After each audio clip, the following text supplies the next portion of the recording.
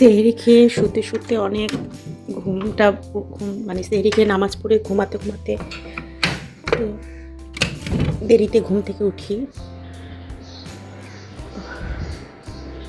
সকালটা দেখেন, সকাল বলে ভুল হবে, প্রায় দুপুরে চলে আসতেছে সময়।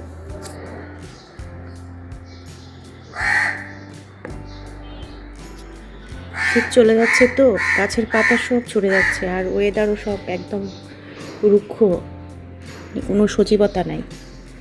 সব কিছুই জানি কেমন হয়ে গেছে, যে সব ধুলো পড়ে গাছের পাতার মধ্যে কোনো সবুজ কোনো ভাবই নেই, সব খুস্কো রুস্কো হয়ে গেছে। একটা বৃষ্টি হলে গাছগুলো আবার একটু ঝলমল করতো। আমাদের এই বাসার সাথে যে এই গাছটা, এই আম গাছটা, এটা আমরা আম খেয়ে আটে ফেলেছিলাম, ওখান থেকে হয়েছে, কিন্তু আম এখন আর হয় না, পাতাই ছাড়ছে শুধু, নতুন নতুন কচি পাতা।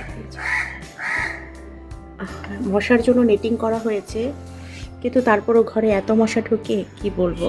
মশার জ্বালায় রাত্রে থাকা যায় না, গ্রামের মতো একদম অবস্থা। ঢাকার মধ্যেও যে মশা, কোনোটা ডেঙ্গু মশা না, এমনি জংলি মশা, কিন্তু প্রচুর মশা।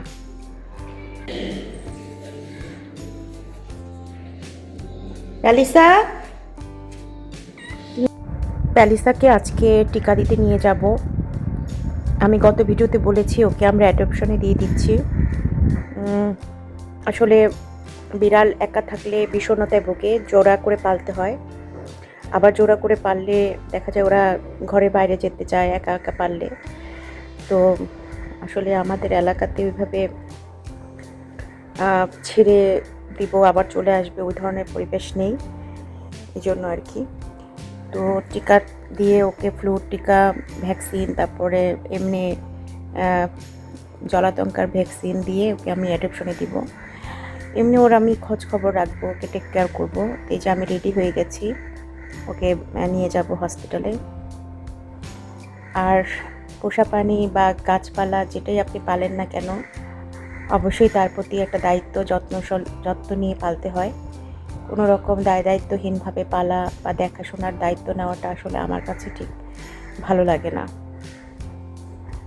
তো এই যে রেডি হয়ে বের হয়ে যাব, বের হয়ে গেছি, চলে যাচ্ছি আমরা হচ্ছে কেন্দ্রীয় পশু হসপিটাল, যেটা পুরান ঢাকাতে অবস্থিত, গুলিস্তানে।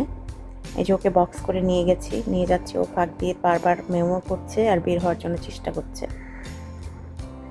আমি ওকে দিয়ে দিব, এটা চিন্তা করলে আমার অনেক খারাপ লাগে, মায়া হয়ে যায় আসলে একটা প্রাণীর প্রতি। কিছু করার নেই, পরিস্থিতিটাই ওরকম। তো ওকে নিয়ে আমরা প্রায় চলে এসেছি হসপিটালের কাছাকাছি। আর এখানে প্রচুর মানুষ তাদের পোষা পেট নিয়ে চলে এসছে, কেউ পাখি, কেউ হাঁস, কেউ মুরগি, কেউ বিড়াল, কেউ কুকুর। তবে বিড়ালের সংখ্যাটাই বেশি। ঢাকার হসপিটাল তো, গ্রামের পশু হসপিটাল হলে দেখা যেত যে গরু, এইসব মানে গবাদি পশুর সংখ্যাই বেশি হতো। যেহেতু ঢাকার হসপিটাল, এই জন্য এখানে মানে দেখা যায় পেট এনিম্যালই বেশি। ঢাকার আশেপাশের যে জায়গাগুলো আছে, কেরানীগঞ্জ, ওই সব অঞ্চলের মানুষও কিন্তু এখানে আসেন, একটু কম খরচে ট্রিটমেন্টটা ভালো পাওয়া যায়। সরকারি হসপিটাল, সরকারি ডাক্তার তো। আর এখানে র্যাবিসের যে ভ্যাকসিনটা, সেটা মোটামুটি ফ্রি একদম, কিন্তু ফ্লুর যে ভ্যাকসিন, সেটা ফার্মেসি থেকে কিনে দিতে হয়। তো সব মিলিয়ে আমার 800-900 টাকা খরচ পড়েছে ওর ট্রিটমেন্টে। তো ওকে আমি দিচ্ছি, যাতে প্রচুর এখন ফ্লু সিজন, ফ্লু হয়ে অনেক সময় অনেক বিড়াল টিড়াল মারা যায়, আমি চাই না ওর এরকম কিছু ঘটুক। এই জন্য আর কি ওকে আমি ট্রিটমেন্টটা করে আমি যাকে দিব তার কাছে হস্তান্তর করব। তো ভ্যাকসিন দেওয়ার জন্য সিরিঞ্জ লাগবে, তো 3টা সিরিঞ্জ কিনে নিয়ে আসা হলো ফার্মেসি থেকে।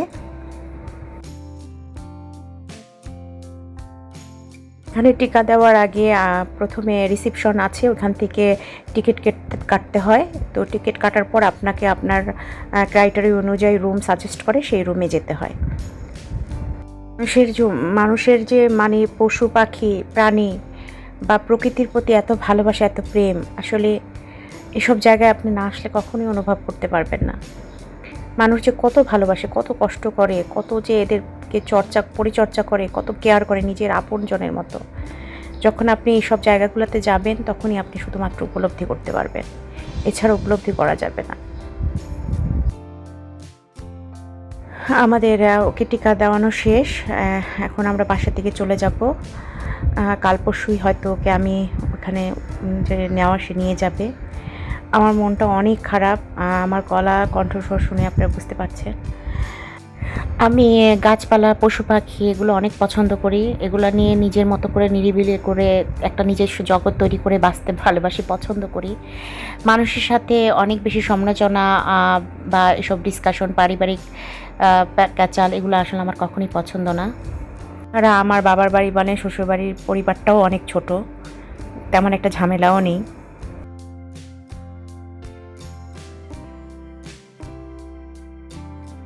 বাসার দিকে রওনা দিলাম। আজকের ভিডিও এই পর্যন্তই। সবাই অনেক ভালো থাকেন, আমাদের জন্য দোয়া রাখবেন। আপনাদের জন্য অনেক দোয়া, অনেক শুভকামনা। আসসালামু আলাইকুম।